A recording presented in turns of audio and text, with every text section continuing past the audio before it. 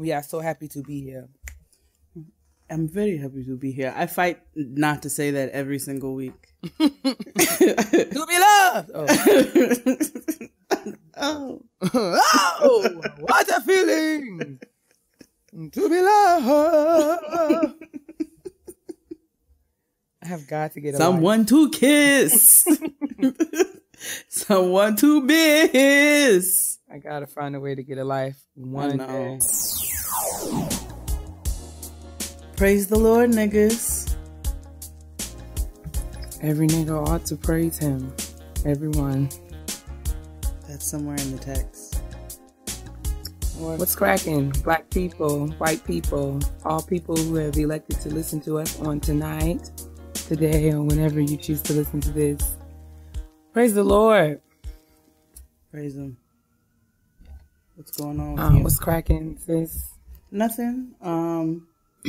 Thank you to everybody who came out to the Jade and XD live show.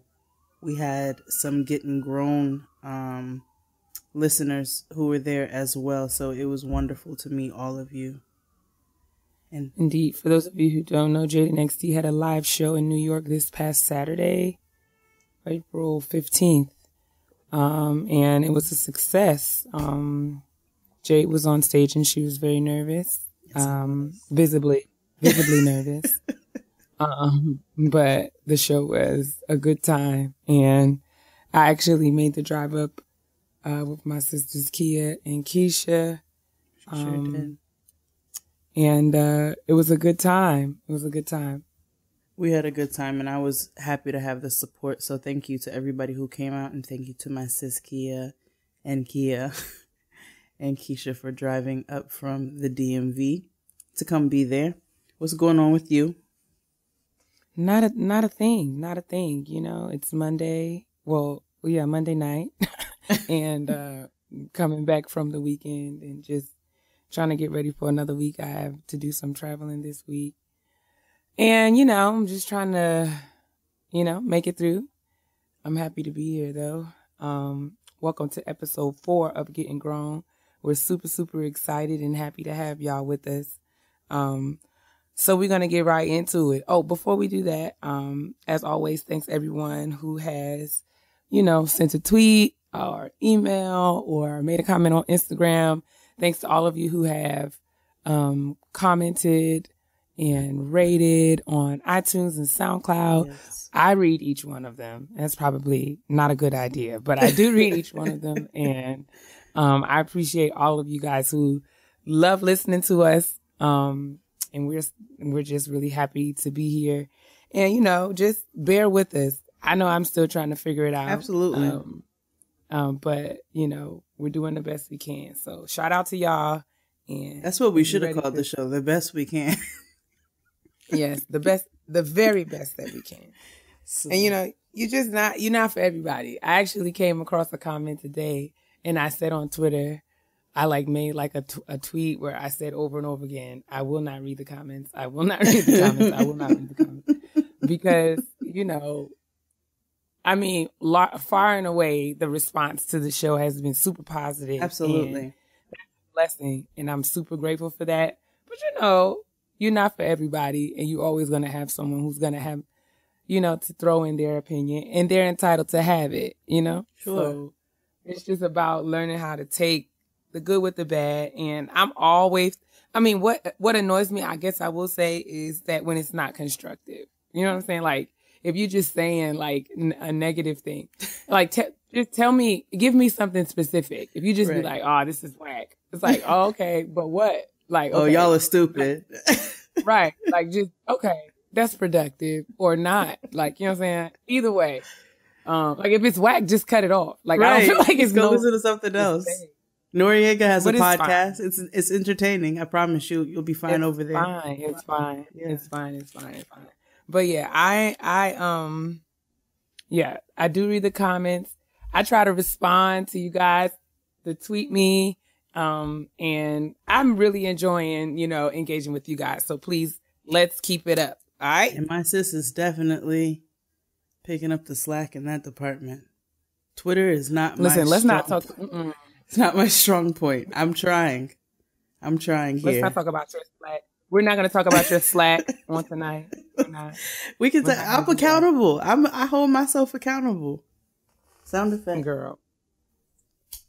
Don't. These lies. Let me tell y'all about the lies. That's a lie. Sound effect. Jade thinks that y'all are stupid. And I want y'all to know that, okay? I would never. One or the other. I would never. Girl, save it for somebody who cares. So let's jump right into shout out to my sis, shall we? My sis is popping right now, like. Shout out to my sis this week is a young lady that I follow her career and I am a fan of hers. Yara Shahidi. She's on ABC's hit show Blackish. She is a teenager and an activist, very vocal, very well-spoken, beautiful. She just has like a beautiful spirit that exudes from her. So she is our shout out to my sis because she was accepted into every single college that she applied to. Absolutely. She got a recommendation letter from my auntie Michelle. Ours, Obama. And so I mean, why wouldn't she get accepted to every school that she applied to? Absolutely. She's not disclosing where she's going to enroll yet, but she will decide within the month. At least that's what she told Teen Vogue earlier this week. And she's pretty sure she's going to major in African American studies and sociology because not only is she stunning and super talented, she's woke and she's absolutely committed to paying it forward. What a wake. Listen, I love her down. I would also like to mention and have a brief moment of silence because today I realized that this baby was born the year I graduated from high school. Oh. Christ, Lord have mercy. What year was that? Woo!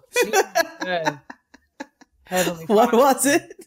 What was it? When I read it on the Wikipedia, I deflated. Like, it really stole all of the thunder out of my Monday. It was like, my God.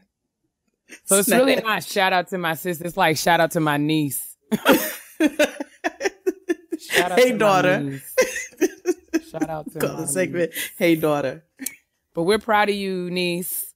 I just We want sure to are. speak your name. And shout out to everyone, all of the people who may be out here listening who are graduating from high school, graduating from college, graduating from graduate programs. We know that, Yes. it's getting around to be that time of the year.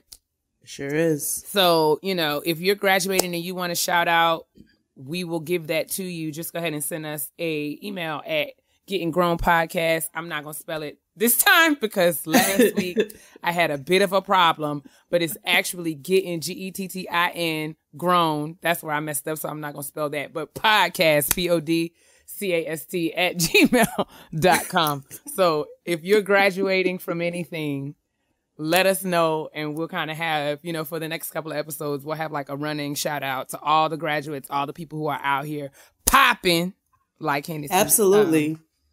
says. Absolutely. So yeah, shout out to my sis. Shout out to you, Yara Shahidi. God bless you, niece. I know you're going to be an amazing college student, and I'm here for you. If you know what I'm saying. You're like, already an amazing human being. Absolutely. But somebody tell her, I'm sure she don't need my help. But, I have been in this academic advising game for, just about a decade. So, girl, if you need me, call me, no matter where you are, no matter how far. And okay. I'll cater your graduation party. You guys don't have to go to Red Lobster. It's okay. For the seafood lover in you.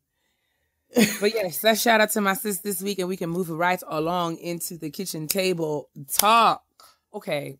Before we do that, Okay, before we get to our this week's kitchen table talk, I have a bit of an update that I want to run by you, sis. I don't know if you have been made aware, but Tyrese from our inaugural episode, Tyrese has. I thought we banned this nigga from the show. I mean, I just want to should we? Well, we can ban him after this because I feel like I would like to hear your reactions to this. So, over the weekend, actually on the date that his most recent movie, what is it? Fast and Furious 97. Which one is it? One of those. It's not. You didn't know. That's it. Is it called Fast and Furious? It's something else though, right? I don't know. Anyway, It's a variation of. You know, it's like fleshly and furious. What is it? Furious and quick. I don't know. Anyway, quick, fast, and in a hurry. It's hold the elevator. It's stand clear of the closing doors. Anyway, oh my Lord, have mercy. Stand clear of the closing doors. Tyrese, on the day that movie launched, what is it called when the movie's opened in theaters? The day the movie opened in theaters, he issued an apology for his most recent comments, the ones that we addressed in our first episode. So I'm not going to read the entire apology because not only is it long, but it is riddled with grammatical error as huge. But, you know, he was basically saying that he had a conversation with a mentor of his who, quote, came down on me in a major way and checked me, caved my chest in with reality and made it plain. Plain, Plane, like airplane. But anyway, help us today, Jesus. Okay, so he's acknowledged that what he said was really stupid. And he said his mother taught him to be better than this. Hopefully. I certainly hope so. The lesson that he's learned is that it's not always what you say, it's how you choose to say it. And for the record, he's far from a misogynist, a male chauvinist, or flat out mean. My intentions were there, but my delivery was horrible and clearly all the way off. And for that, I sincerely apologize to all of the ladies. Okay. Well, I think that it's a resounding, we don't care. Nobody cares. Nobody? Nobody. I don't think that I care. Don't. I certainly do not. I think that this is a great lesson, though, because I think, you know, I think that it's good that he acknowledged that what he said was wrong. I hope that he would take this occasion to really learn and seek to understand why what he said was wrong. You know what I'm saying? Because I think that's because there was a problematic piece in there where he said his mother always taught him it's not what you say, it's how you say it or whatever. Right. No, sometimes it's not what you say, it's just stop talking. Like that's what it is. It's like, oh no, just right. If you don't have nothing to say nothing. And don't say anything. Just keep your mouth shut. I think that that's a big piece of apologies that people often fail to miss. Is like, you know, if you can apologize because you feel like it's the right thing to do, but real kind of like reconciliation and repentance comes when you take the time to really try to understand why you were wrong, in hopes to never ever be that wrong again. So I hope that he's done that. You know, later on in the apology, he talked about, you know, how he was dragged and how even his wife got mad with him. So I don't know if this was a sincere apology or this was a more kind of like, okay, guys, leave me alone kind of thing. But I just want, in addition to him, you know, trying to understand why he was so loud and so wrong and why he should have never said those things, I also want him to know that, you know, apologizing does not absolve you from the responsibility of your words and actions. So he still has to be held accountable for what he said. And I'm sure that, you know, he's going to have a price to pay for, you know, this for some time to come. But that's all. I just wanted to give y'all an update and admonish you to continue to ignore Tyrese for your own personal health and well-being. Exactly. He has been saturating Twitter arteries like since 2008. Absolutely. And so I can't imagine that he all of a sudden has a complete change of opinion. I still believe that he's a horrible human being and we need to completely ignore everything that he says, like you said, for our mental health and wellness. I want him to change. I do want him to change, and I'm praying that he will change. That does not mean that I have to listen to him or subscribe to him. Change silently, please. Change silently. Change silently. And you know what? Show us better than you can tell us. And another thing that I would admonish Tyrese to do is spell check. Now, really all. And just be very, very wary of F7 homonym misplacement. Homonym misplacement. You know, homonyms Just because the word sounds alike does not mean that you can use that word interchangeably. That's really all. It's just a rule. It's just one of those rules of life. You know what I'm saying? One of those rules of life. Like you don't never ever put the soda back in the icebox without closing the top. Like that's just a rule of life. You don't do that because flat soda is wrong, just like Tyrese on most of the time. So don't leave the chips open. Yeah, you don't leave the chips open. That was the petty peeve that somebody sent us, but we'll get to that later on in the show. Like she was like, "How much time does it take you?" She was talking about cereal. How much time does it take you to roll the bag down back in the box so that the rest of the cereal don't get spilled? It takes seconds, really. Seconds. It does. It takes no time, really. But yes, to that point. All right. So in this week's kitchen table talk, we actually got a suggestion from a listener.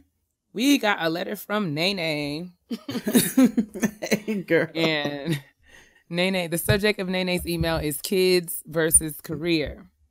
And her email says, "Hi, Jade and Keia. First of all, thank you so much for what you're doing with this podcast. With everything that's going on in the world, you ladies are a breath of fresh air. And when I listen to you, it feels like I'm at home with my sisters." Hey, sis. Oh, thank you. Thank you. She says, "I have a question for the kitchen table." Well, girl, pull up a chair. You got refreshments? I love a dip. I love a dip.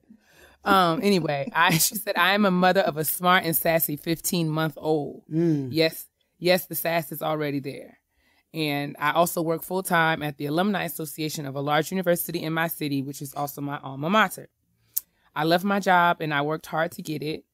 I submitted my application days before I went into labor, interviewed with my daughter when my daughter was only weeks old. But lately I've been missing my daughter like crazy when I'm away from her. I didn't struggle with this very much when she was younger, but now that her personality is fully out, I think about how much I want to be with her all day long. We've been blessed to have family watching her while my husband and I are at work, but I've been thinking about what it might look like for me to stay home with her. I've been thinking about some work from home or part-time options, but I'm scared of what leaving my job would mean for the trajectory of my career. I also love the people I work with for the most part, but obviously not more than my daughter. I'd love to hear what y'all think about staying home with the kids versus working / advancing your career, and do those two things have to be mutually exclusive? Sorry for the rambling message. This is something that's weighing heavy on me lately. Your sis, Nene. All right. So, since you're a mom, Jay, I'm going to let you holler at Nene first, and then I'm going to come in with my, 2 cents. I don't really have 2 cents, but I'm going to think of something. Got something. Go ahead. So, I went back to work extremely early after my daughter was born. I was not ready to return to work, but I had to. As I've continued to work and she's getting ready to be 4, I know that I would love to be around much more. I'm very busy right now. I work a day job. I have my personal business that I'm pursuing with my catering, and then I have these 2 podcasts. So I have a very full plate right now. But everything that I'm doing, I am doing for the goal of not having to go to a 9-to-5 every single day.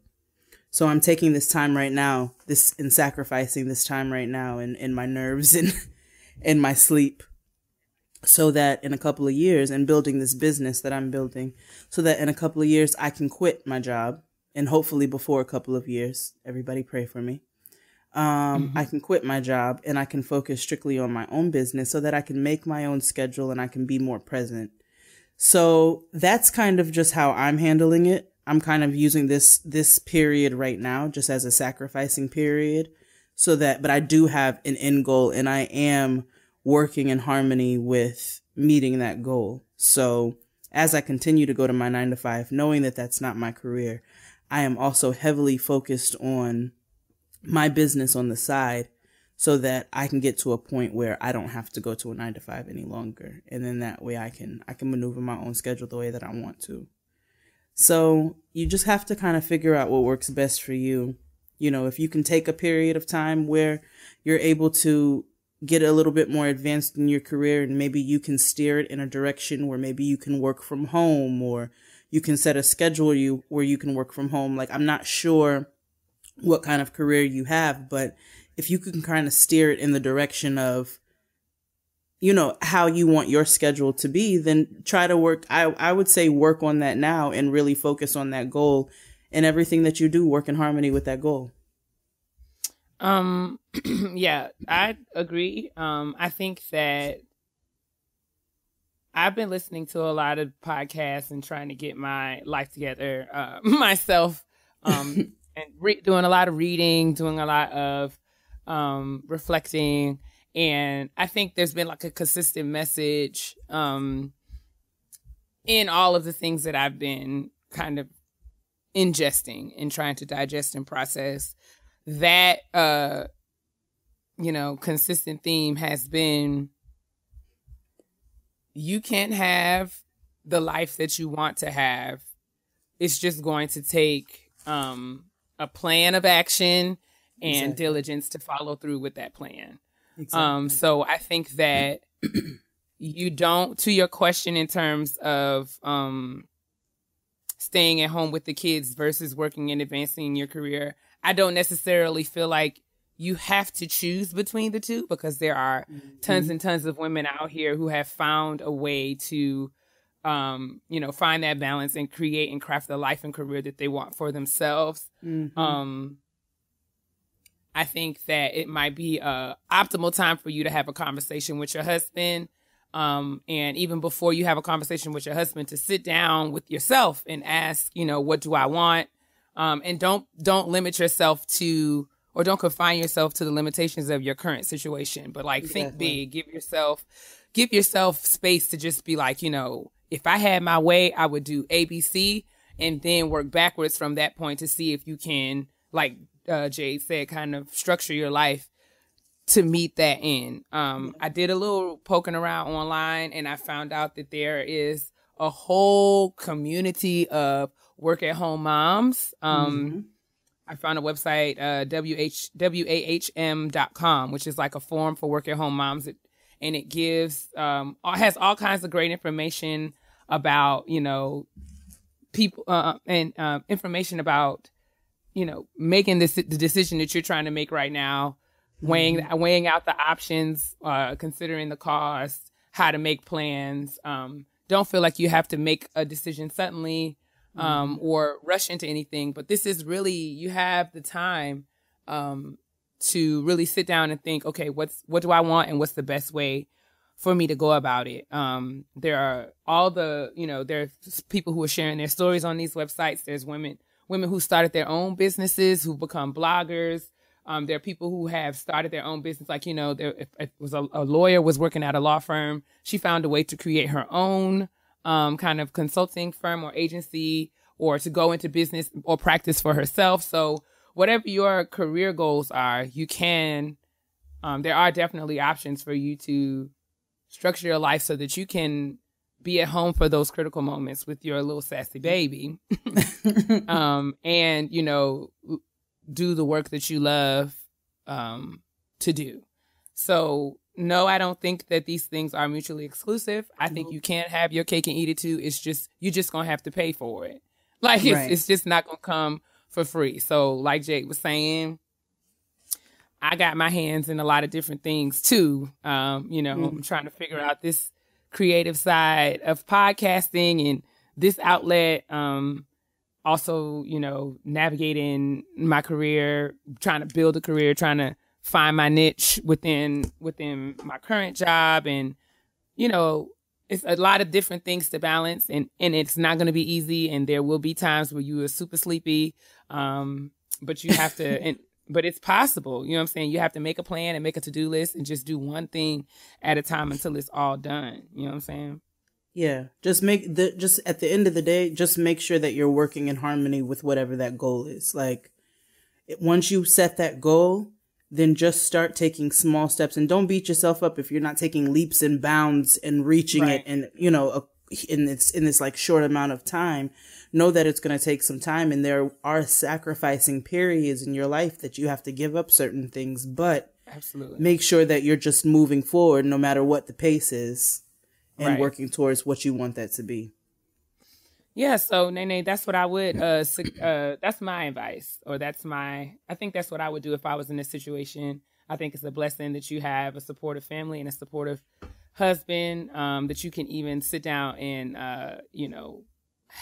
consider these options, 'cause, a lot of people don't have these options. So it's a blessing. I think you should take full advantage of that by, like Jay said, taking your time and really weighing out what would be the best thing to do and being adaptable, because it's not going to look just like how you write it down and plan it out to look, but it's going to take some trial and error, but eventually you will get there. I mean, hopefully, because I hope to one day, if the Lord says the same, be somebody's mama. And I hope that I could then, call you up, Nene, and ask you how you did it, so that when it's my turn, you can help me out.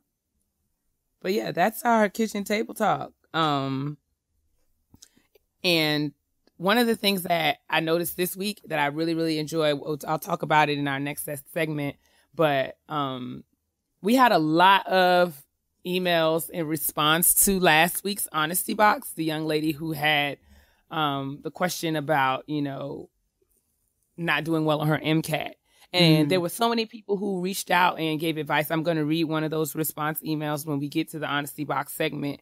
But I thought that was awesome. So I'm saying that to say, all of you moms or wives or anyone who has experience and can speak to Nene's question, please do. Because, I certainly can't, speak from the perspective of being a mother. I'm just, offering my opinion.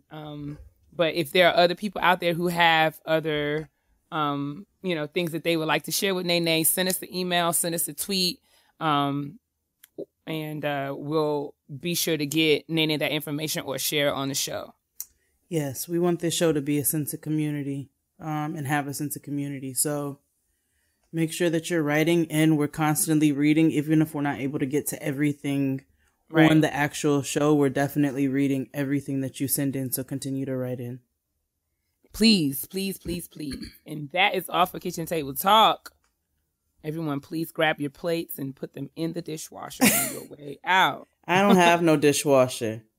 Girl, me neither. I'm just speaking positively into the future. I'm telling the Lord that I need one. You know what? That's going to be my end goal. A dishwasher. A dishwasher is going to be my end goal. I'm going to work my way towards that. I know, but what's crazy is that people is probably judging us like, these bitches don't even have no dishwasher. No, I don't. No, it's not common in New York to have a dishwasher. That is a luxury. I just live in a studio apartment. It's the studio apartment. The kitchens are so small, they don't come with dishwashers. When I lived in this building with my roommate, we had a dishwasher, but when I moved into the studio, I had to sacrifice that. But that was a huge apartment, actually. It was, and I miss it. But like you said, those times where we have to sacrifice for the greater good. I'm trying to get my little budget life together right now, and try to get back on this, grown woman stuff financially. So I'm trying to contend with my studio space for now, because it is just enough for me. Ain't nothing in here but me and my shoes, and we got all the space that we need. So I'm gonna try to stack my paper, but maybe that will be next week's Kitchen Table Talk, because we did get an email, someone asking us about budgeting, and I'm a little leery about talking about that because I am literally crawling, like baby stepping, literally inching, towing, like tip, not even towing, just tipping. I am tipping into this whole budget thing. Okay. I'm trying. Tipping, then I'm doing. What's the joint with the ballerinas? Would they be on their tippy toes with the shoes? On point. You mean when they? Yes, that. Point? Yeah, if you're tipping, that's what I'm doing. A nigga's walking on their big toes. Just the big toes, not the other. The big toes, not the other 8. Okay. Nope. What's all balance? Right. That's a wrap for Kitchen Table Talk. Let me ask you something. Honesty Beezy. Honesty Box. Box of honesty. We need a new intro. we need an intro for Honesty Box. I don't have anything. I got nothing. You know what? I think we do have one. It's the Wendy Williams. Like, can we talk yeah. Yes, that's right. All Never right. mind us. Anyway, I'm going to start the honesty box segment with the response to last week's question. So last week we had a young lady who was concerned that she didn't do well on her MCAT and was worried about whether or not she should take it again or if that had any implications on her long-term goals for being a doctor. Jade and I told her that, she should definitely take it again and to just kind of like help her, kind of be flexible and try to find the lesson or what she's supposed to learn through failure, because we learn through successes and failures. But like I said, we had a huge response, people sending us tweets and emails who also had a word for the young lady. So I'm going to read one of those. We had several, but I'm going to read this one, and then I am going to share some information that someone sent me on Twitter. So this one, this young lady would like to remain anonymous in her response, but let's call her AJ. AJ says, this week or last week, while she was listening to the Honesty Box question from episode 3, you shared a letter from a listener who is currently completing a med prep graduate program and hasn't yet secured med school admission. I felt compelled to write because I was in a very similar situation. I did a graduate program designed for admission into medical school after graduation. While I did well on my MCAT, I didn't secure admission into med school. It was devastating and something that could have been paralyzing had I let it.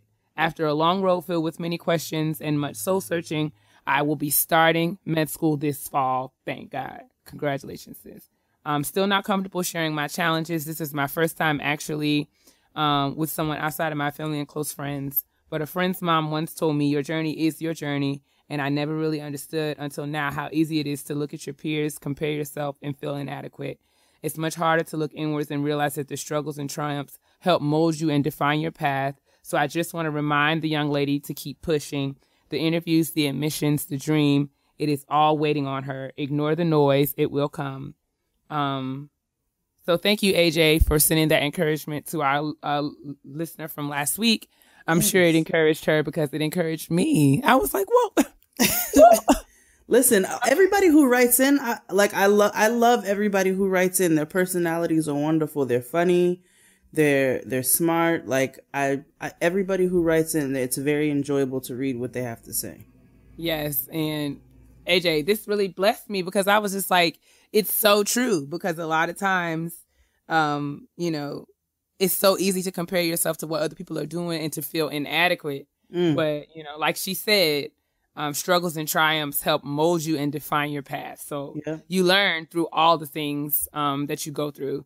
So just go through them. And the point is that you got to keep going to go through them. I also got some really helpful tweets from someone on Twitter. I think I'm probably going to say this wrong. I think his name is @PhilPurple. It's maybe I shouldn't spell it. It's like Phil with no vowel. So it's like PHL purple. Please forgive me if I'm, but I think that he or she, I can't remember, was actually in medical school, and it has some really good advice in terms of, how often you can and should retake the MCAT. So I'm not giving this information to kind of put any more stress or pressure on anyone, but more so to kind of make sure that you're aware and that you can prepare like you need to prepare, so that you can do well the very next time that you take it. So there is no real limit on how many times you can take the MCAT. You can take the MCAT up to 3 times in 1 year, 4 times in a 2-year period, and 7 times in a lifetime. And I know you don't have to take it that many times, so you're good. No, but I do want you to know is that a lot of medical schools look at how well you do on the MCAT as a proxy for how well you're going to do on your state boards. Right. So if you have to take it multiple times, it may be a red flag for admissions committees, and but it doesn't necessarily have to be a deal breaker. But like I said, I'm letting you guys know that, so you know that if you need to retake it, there's nothing wrong with that. You just need to be smart in how you prepare to retake it. So I would, get a tutor, You can take a practice test and find out where your weak areas are so that you can then bone up and do better when you retake it. Just don't go in there cold turkey and be like, I'm just going to take it again. Just use the information and learn. Like, part of learning from the mistake is making sure that you don't repeat what you've done before. So that I thought that was critical, and I just wanted to share that. Again, thanks to everyone who shared information. And look at y'all gonna be out here being medical doctors and stuff. We have so many people writing in who are pursuing so many different degrees. Look at you. You're bringing out everybody on the school front. Listen, I wanted to be here for the niggas like myself who been in school like forever ever. Say it again. Like, you know what I'm saying? Like, we there, because I think that there is definitely something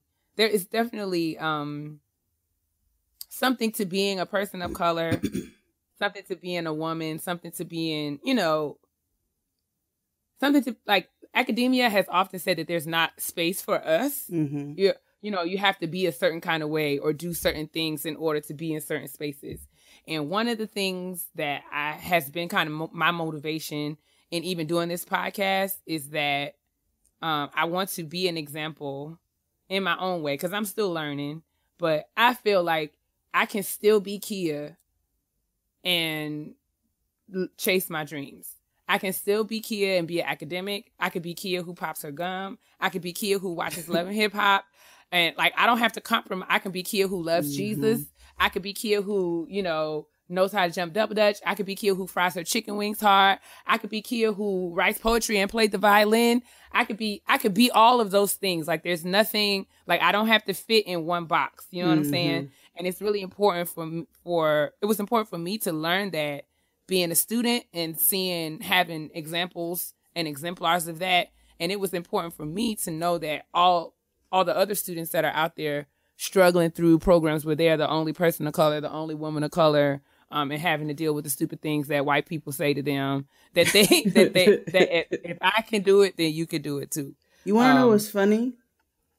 Everything about that, like, on the academic side, it can be applied to motherhood. Like, everything that you said can be applied to motherhood, because, there's always been this stigma around motherhood that you have to be a certain way. Like, you should,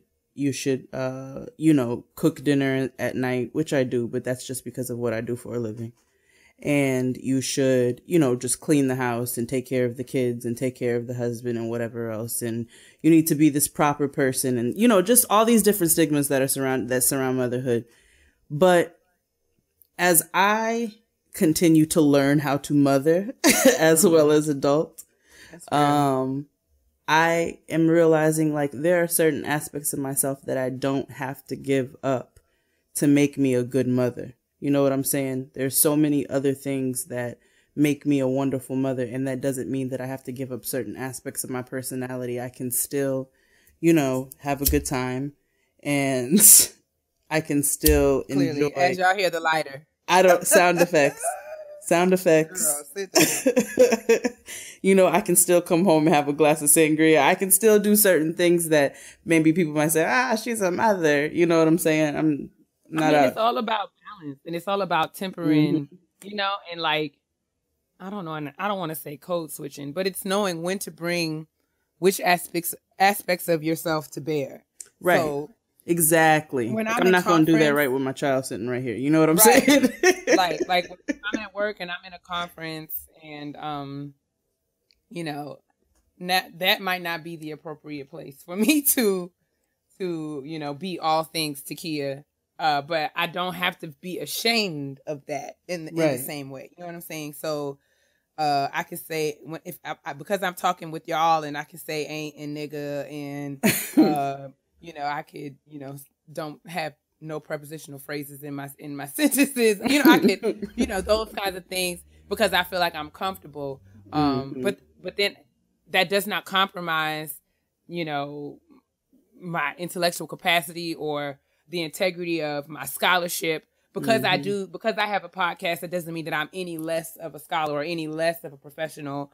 Or because, so that's really the bigger point here. So, You can be all things you in every area of your life. Exactly. So that's just the response. So we have another honesty box question for this week. And I going to read her as soon as I find her. You know, this we having all these windows open. Have you seen her? Okay. Tell me, have you seen her? Oh, you found her. Okay, great. I did. Oh, I see her face everywhere I go. On the street or even at the... You better sing. Okay.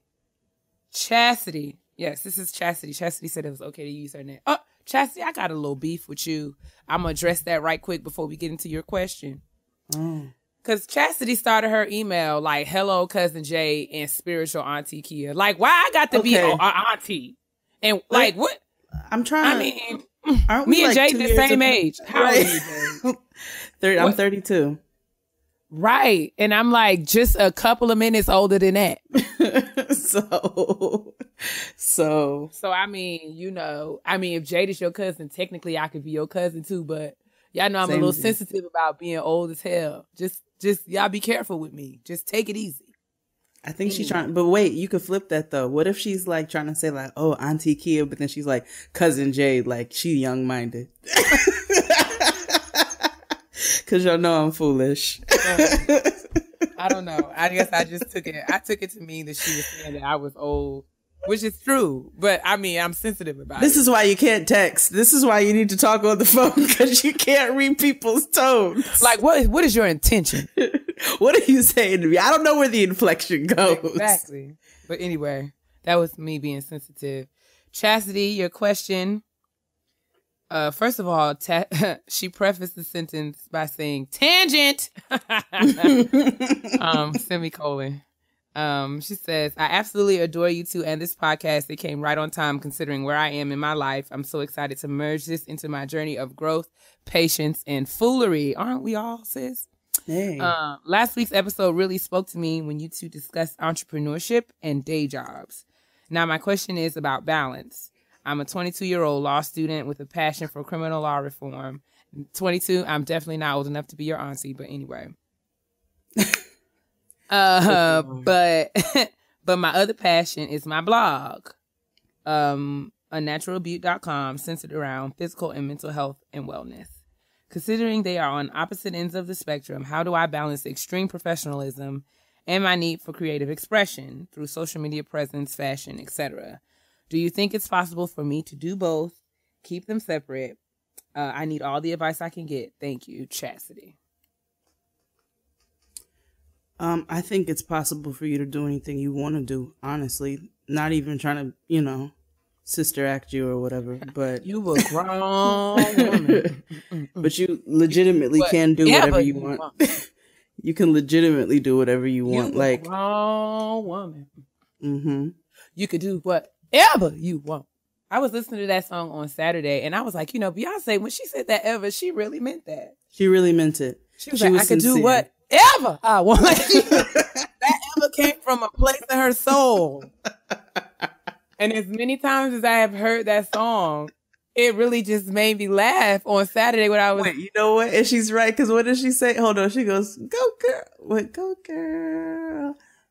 Does she say I can do whatever she want?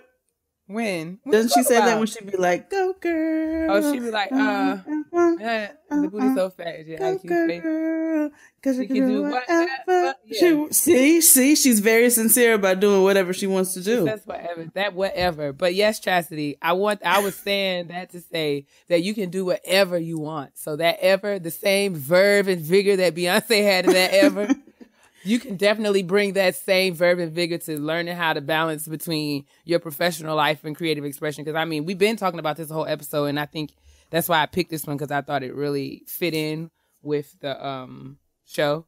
But yes, you can absolutely do whatever you want. It's just about scheduling and balance and figuring out what works best for you. It's always about figuring out what works best for you, but just trying to make sure that you do that in the smartest way possible. So for you, you might want to set a specific time that you focus on your blog and you focus on on your side hustle and what you're doing, and you dedicate that specific time to that.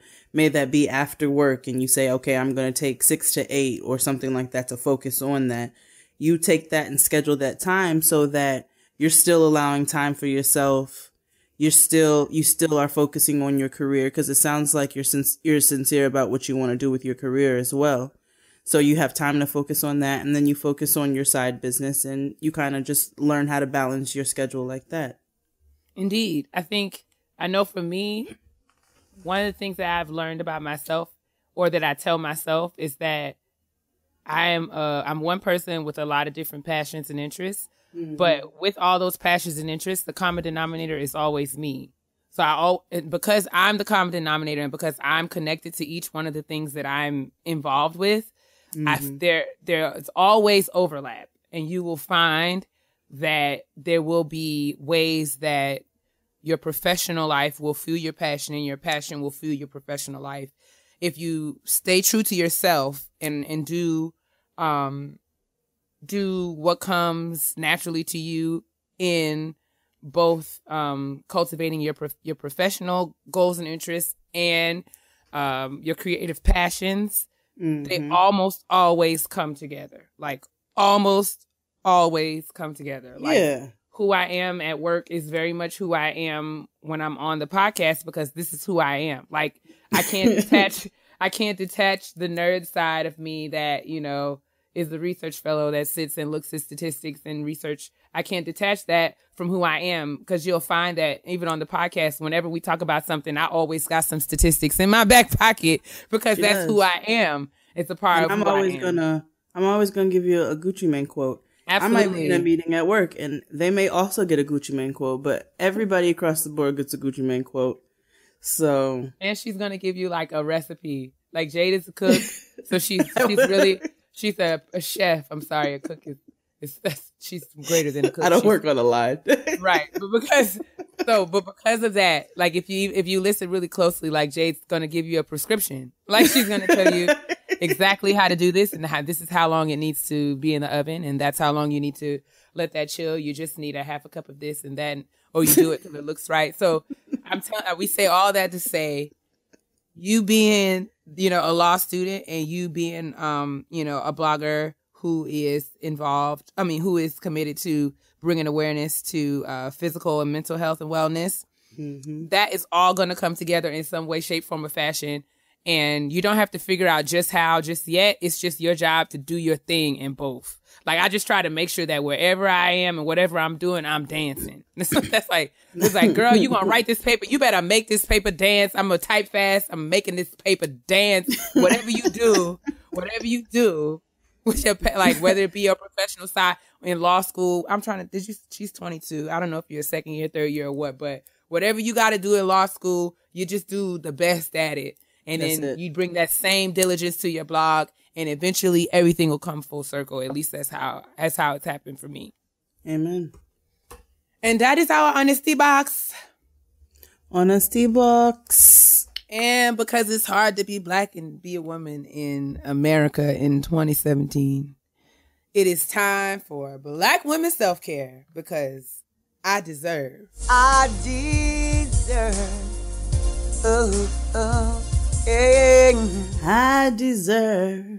I deserve to be loved. Sing, Mama D. So, sis, what have you done in Black Women Self-Care for yourself this week?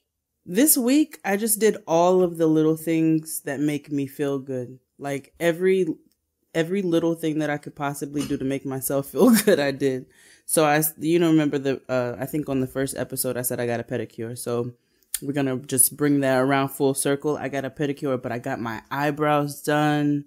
I got a pedicure. I'm actually in the process right now of doing my activated charcoal. Absolutely right now with this charcoal mask on. My charcoal mask. I got my makeup done at Sephora. I purchased a nice foundation. What kind? Lancome. Whatever. Don't whatever me. That's how you say it. Lancome. That's it. Yeah, but I purchased some Lancome foundation. Which one did you get? Is it liquid? It's liquid, yes. It's in like a bottle that's shaped like a something. Oh, girl, that's helpful. That's so helpful. I think I I have mean, an how many idea. foundations they got? Ultra- It's nice. It's the Ultra HD. Maybe. It has SPF 15. Well, girl, all of them typically have that. But Oh. If you all can't tell, makeup is not my strong suit, but if you didn't know, in addition to Dr. Keia being a doctor and also an alto, that's it. Not an artist. I sing my part, and a scholar and an alto. She also can beat a face. Listen. Fun fact: she did my wedding makeup. I did. It was a good time. You Anyway, did, sis. yes, Lancome makes a wonderful foundation. And they tested my face. Like, I ain't never had that before. They came and put some thermometers up to my cheeks.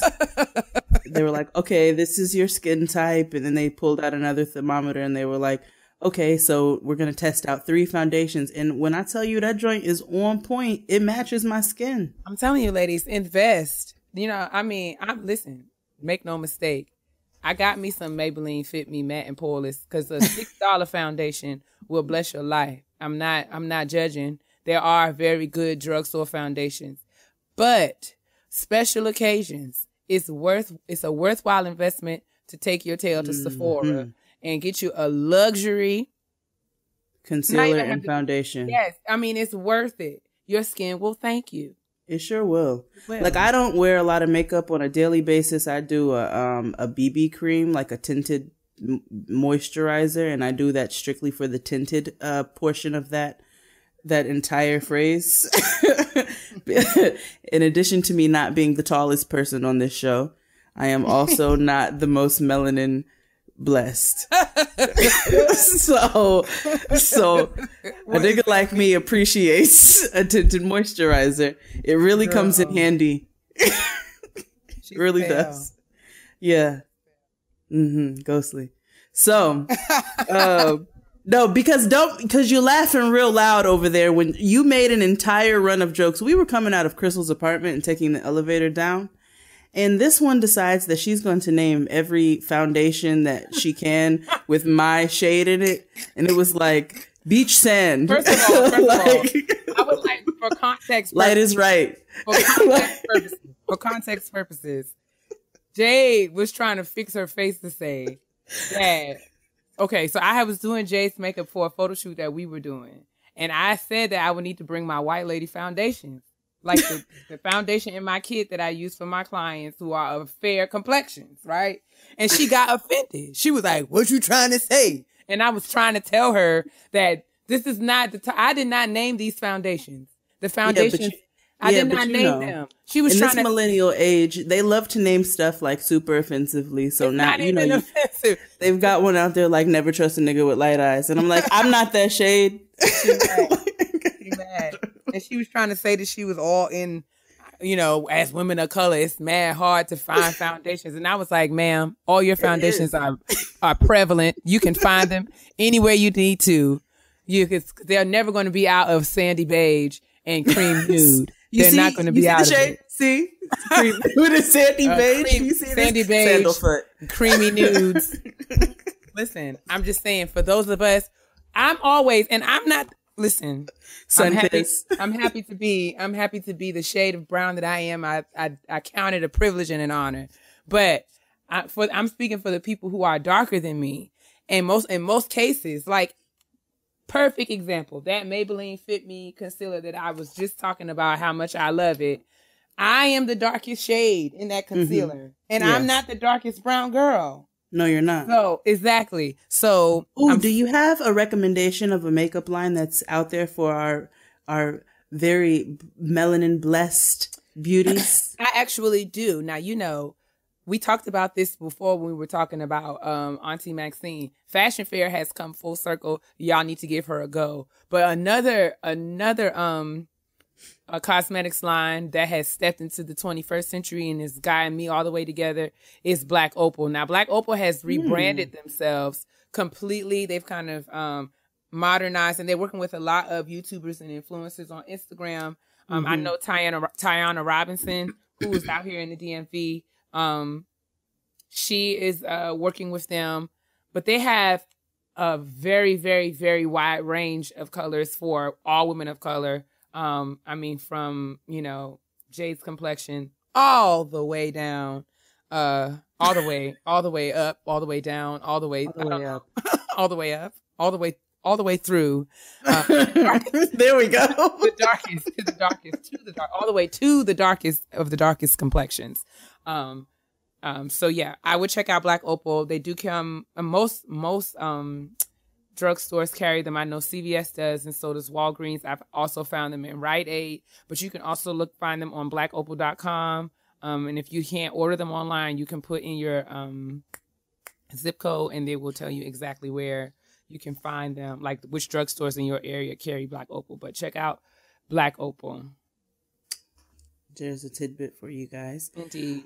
So what about you for Black Women Self-Care? What'd you do this week? Well, in Black Women Self-Care this week, I have to be totally honest and say that I made an appointment with a counselor.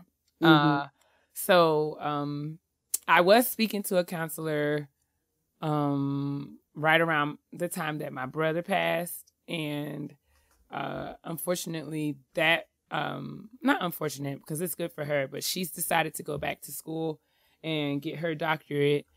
So she was no longer seeing patients on the days that I was available.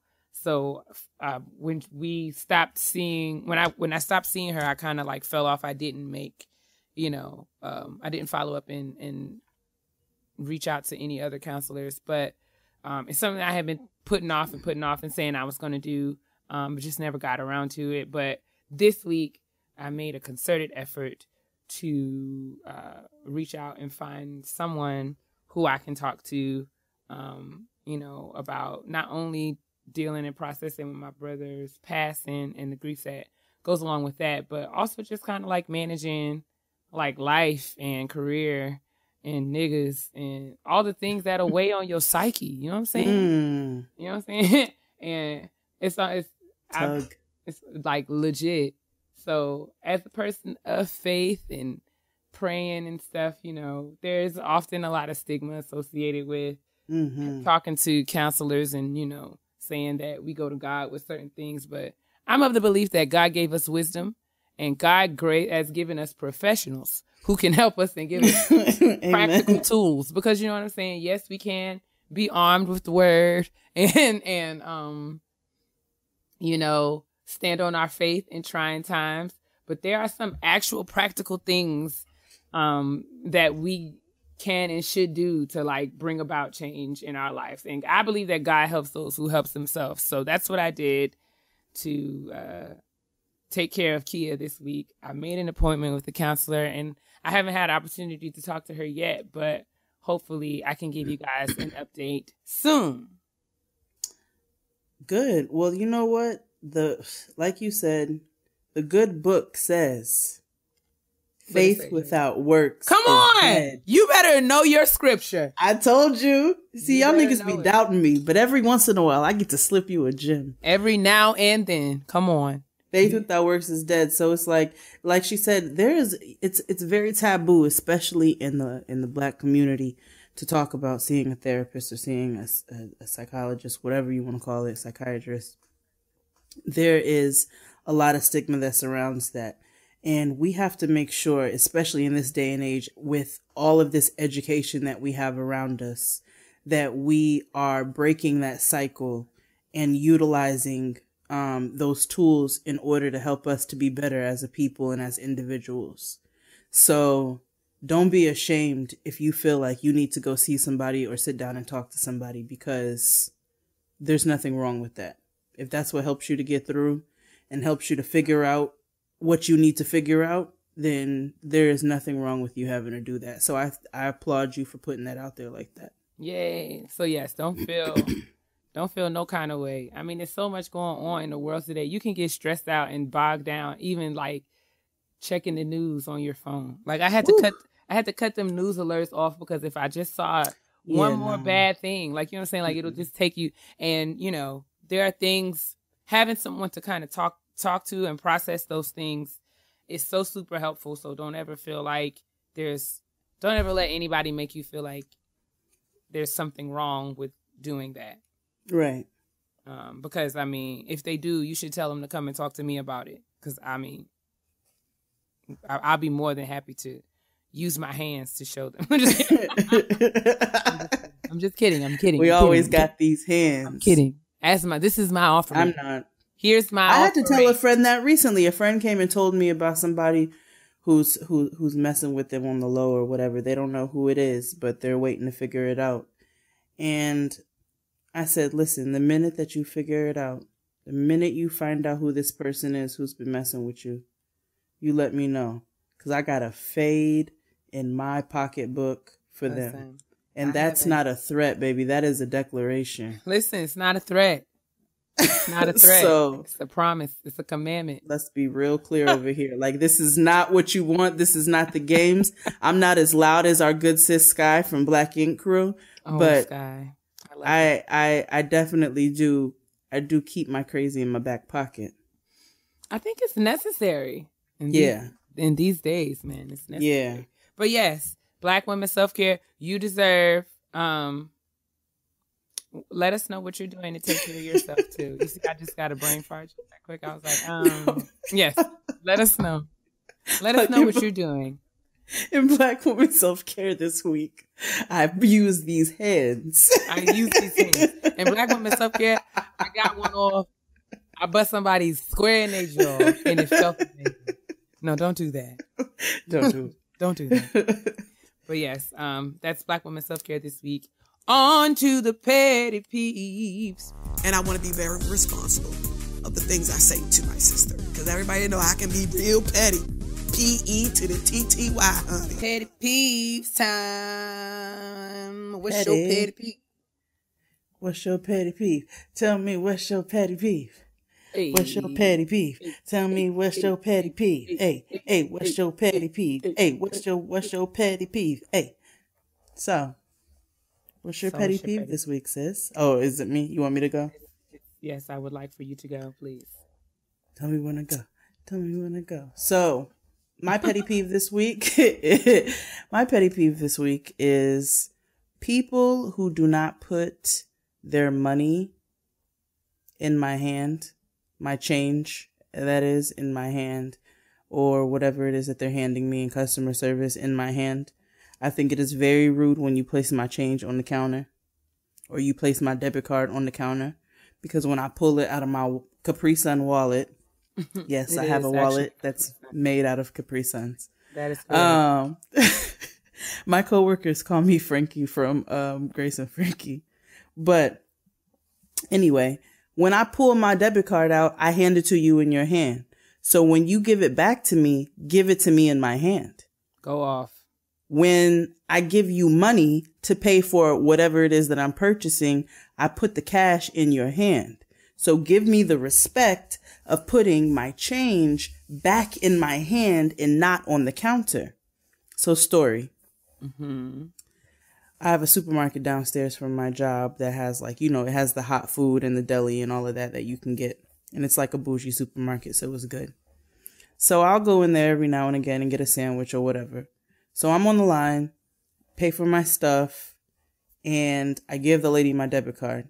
So she swipes it and she slaps my debit card on the counter. So I said, pick it up and put it in my hand. And she was like, what? And I was like, pick my debit card up and put it in my hand the way that I put it in your hand when I gave it to you. Oh, well, you have to sign the thing anyway. That's not the point. Give it to me in my hand, lady. Give me the respect of putting it in my hand the way that I did to you. So I'm sitting here trying to give her a lesson on etiquette. I'm getting pissed off because I'm tired of educating people. Yes, I'm that person. And it pisses me off when you don't do it. It really, that is literally one of the things that can completely piss me off immediately. Like, I can be in a wonderful mood and you're immediately going to piss me off. Give people the respect of putting their money in their hand. Now, there are people out there who are ignorant. They really don't know. And it goes the other way, too, because I see niggas in the hood, too, who will take their dollars and throw them on the counter. Now, there's a certain etiquette that goes along with that, too. There's a hood etiquette where if you have a relationship with your bodega man and he hands you what you need and you throw, or like you pick a water up and you know it's going to be $1, so you throw the dollar on the counter because you don't want to wait on the line because there's no point in doing so. That's one thing. But I'm talking about a walk up to the counter and we exchange anything verbally and we exchange currency. Then we need to exchange it hand to hand. And I'm done. Amanda is one of our listeners. She sent in a petty peeve that was actually the very same one that you just. She actually said, she's worked in many customer service jobs where money is exchanged. She can't stand it when you put your hand out to receive money or a car and people just put the money on the counter. Woo. It's like, bruh, you see my hand out. Here. It's right here. It means put it in my hand. It's not that hard. 5 fingers. It's not that hard. No. Well, you better be angry. I'll be sitting up there looking like the girl in the meme. The one be like, like with my hand up, like, why you don't, like, it's right here. Why you don't put it in my hand? You gonna go around my hand to put it on the counter? Now you really piss me off. I'm mad thinking about it. I'm thinking somebody right in front of me right now put my money on the counter. Indeed. So I completely agree with you. I'm going to read a couple of petty peeves from the email inbox that we got because we got some good ones. And I'll add in my 2 cents as they apply. So this one I mentioned earlier in the show. This is Markeisha. Her personal petty peeve is people who leave boxes and bags of food open. How long does it really take to roll down a bag of Lay's or to push the little plastic bag back into the cereal or the cookie box? How long? How long does it take? It doesn't take long. And that is extreme. I don't even feel like that's petty. I said, because what we're doing here is like you're wasting, because anybody going to eat no stale. Thank you. Stale cereal. And I just you want are wasteful. Like you're just being wasteful. You're wasteful. That's a sin. And you're being wasteful. Oh my God. Inconsiderate. And that's just like the people who leave just a swig of juice in the refrigerator. Yo, people who leave like a drop of whatever liquid back in the fridge are atrocious, awful human beings. Why would you do that to somebody? What am I going to do with this? This is just going to piss me off. This little swig of this drink that I can't have any more of because your raggedy ass decided that you didn't want to finish it off. I'd rather open the fridge and say, oh, there's no more apple juice. Cool. Rather than, oh, look, apple juice. And then I go to pour and it's 1/8 of a glass of apple juice because you're stupid. It's true. It is absolutely true. The next petty peeve comes from Jadine, who's in Toronto. What's up, Canada? All right. Hey, Canada. We Canada. We international. Our podcast is global. Yo, man. We got TSA pre-check. It's Jadine from Toronto says that her petty peeve is pre-sliced bagels that are not sliced all the way through. Now that is petty. That's so petty. Jadine says, what's the point of not cutting it all the way through? I'm buying a pack of bagels that says sliced on the bag, so I don't have to pull out my bread knife. It's false advertising. If I still have to if I have to break out my goddamn bread knife to cut the bagel, it's false advertising. I want my money back. She's mad. Now that's incredibly petty. That's why I wanted to read it, because it's just a celebration of what we do here. It really is. That's it. You do. Ooh, that is a golden petty peeve. That is it. That's a golden petty peeve. You want to, speaking of petty behavior as it relates to food, I had an aunt. Now, this is so incredibly petty. And if I worked at McDonald's, I would for her. We go to McDonald's, right? And she would order the fries with no salt, so they'd be hot. Mm-hmm. And then before she goes, she'd be like, can I have some salt packets? I would be like, girl, she'd be like, well, I just want to ensure that my fries are hot. I need them piping fresh hot. First of all, I like to salt them myself. First of all, I mean, I get it. Like, I'm one of those black people that definitely ask for light ice and extra hot fries.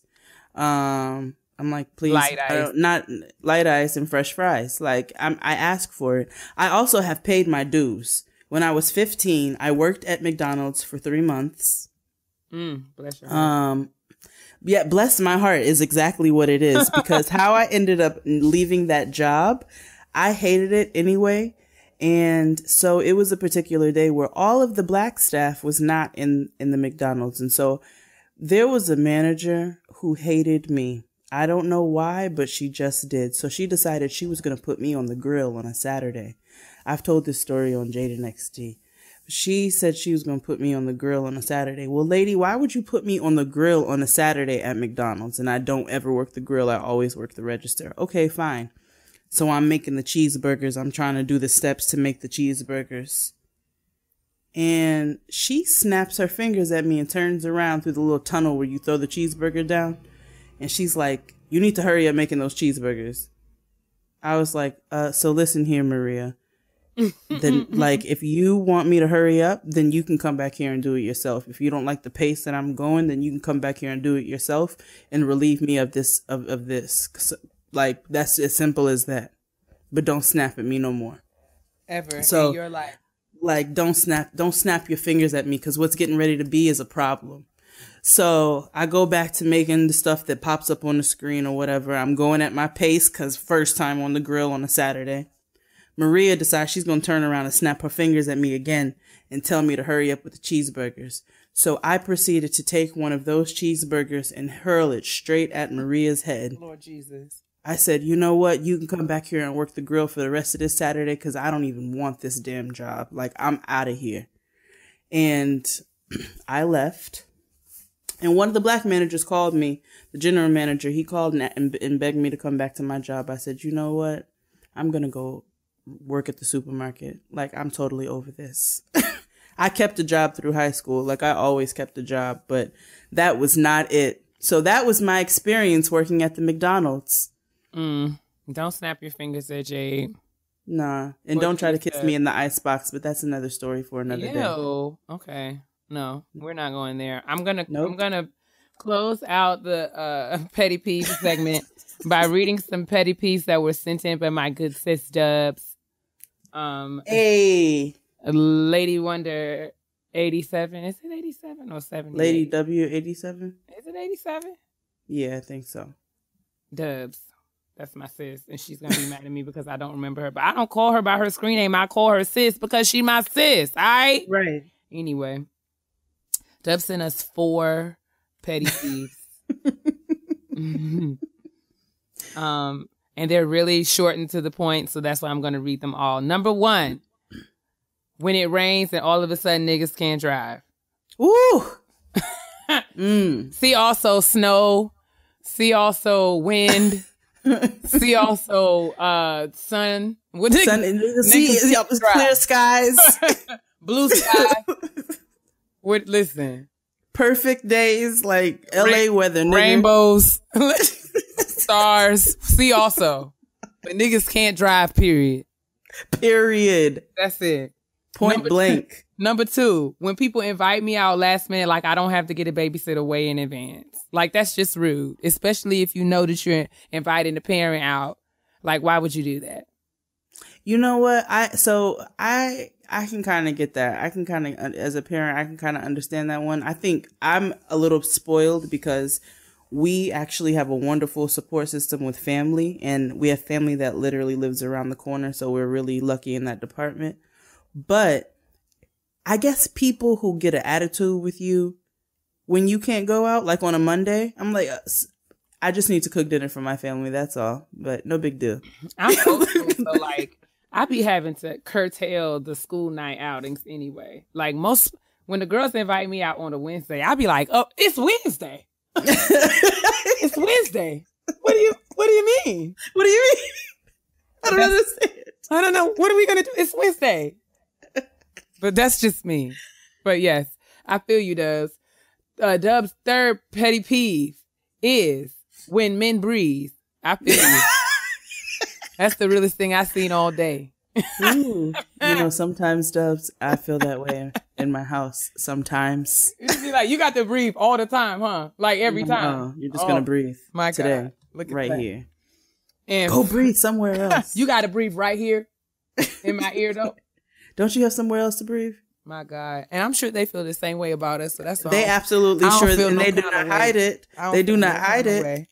Ask T.I. Talk about he distracted. I'm sick of him. Anyway. Yo.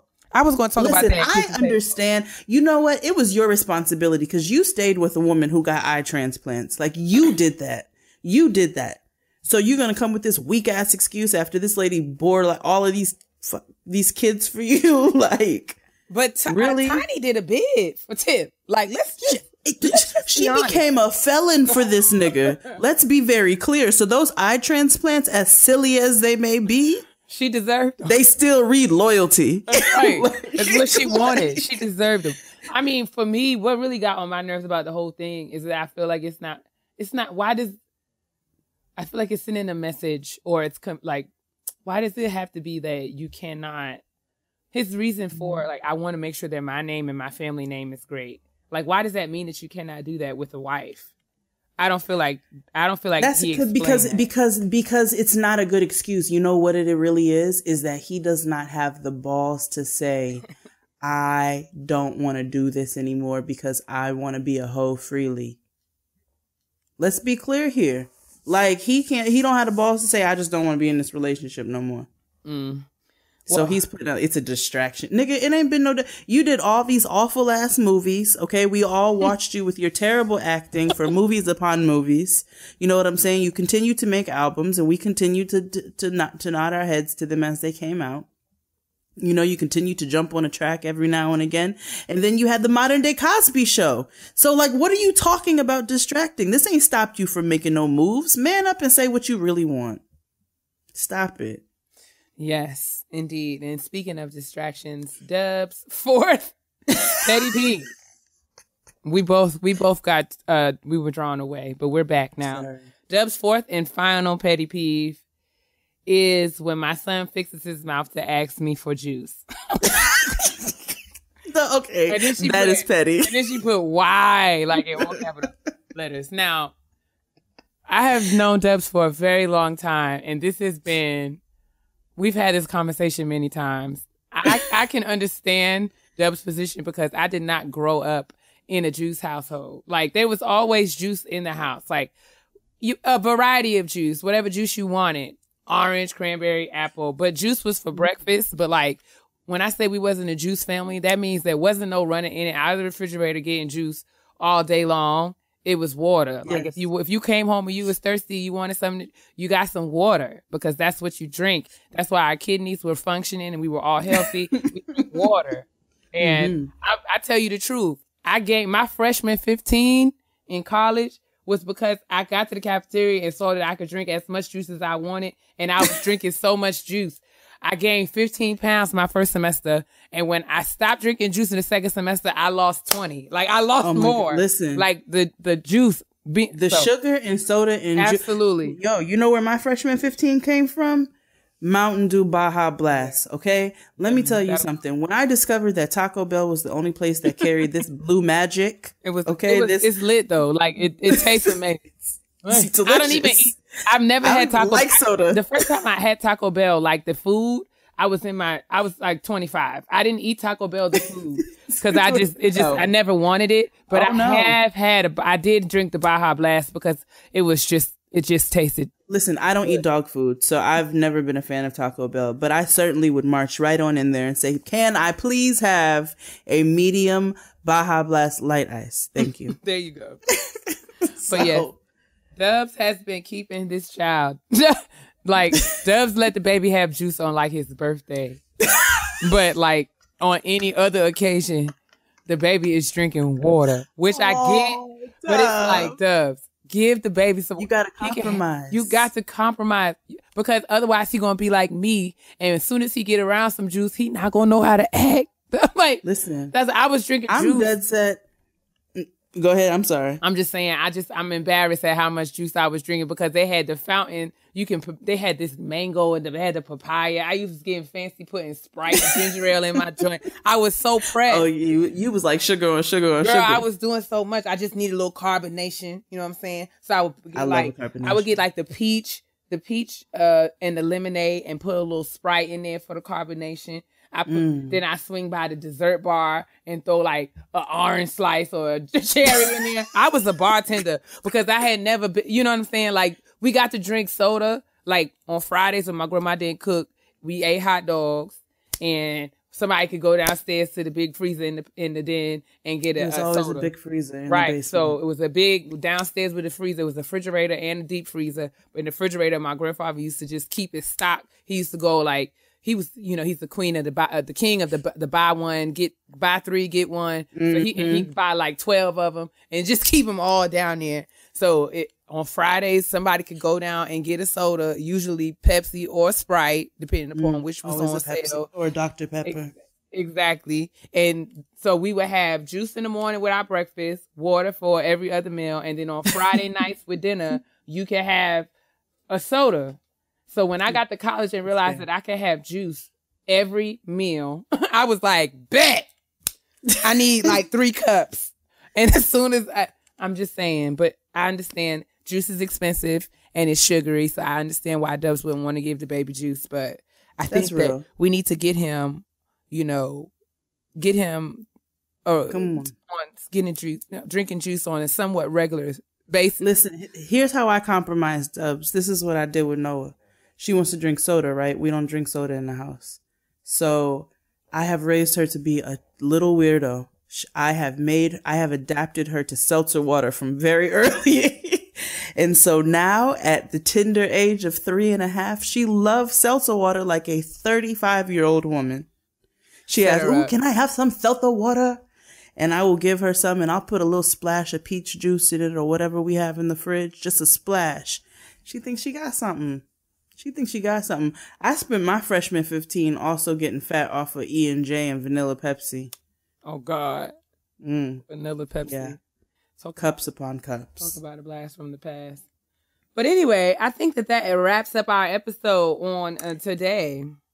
Yes. Thank you again for listening to Getting Grown. Continue to subscribe and like and rate us 5 stars on iTunes because it's very, very important. On SoundCloud, on Google Play, on Spotify, wherever you're listening.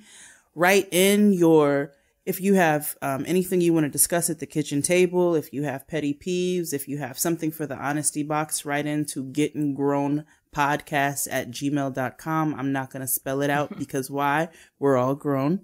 And there's no Tyrese's here. So I think everybody, it'll be there, but nobody's Tyrese. So everybody knows how to spell gettinggrownpodcast@gmail.com. Just no G. It's no G at the end of Gettin. That's all you really need to know. That's really But yes, we love y'all for listening. Y'all remember to stay moisturized and drink your water because your black will crack if it's dry. Bye. Peace out.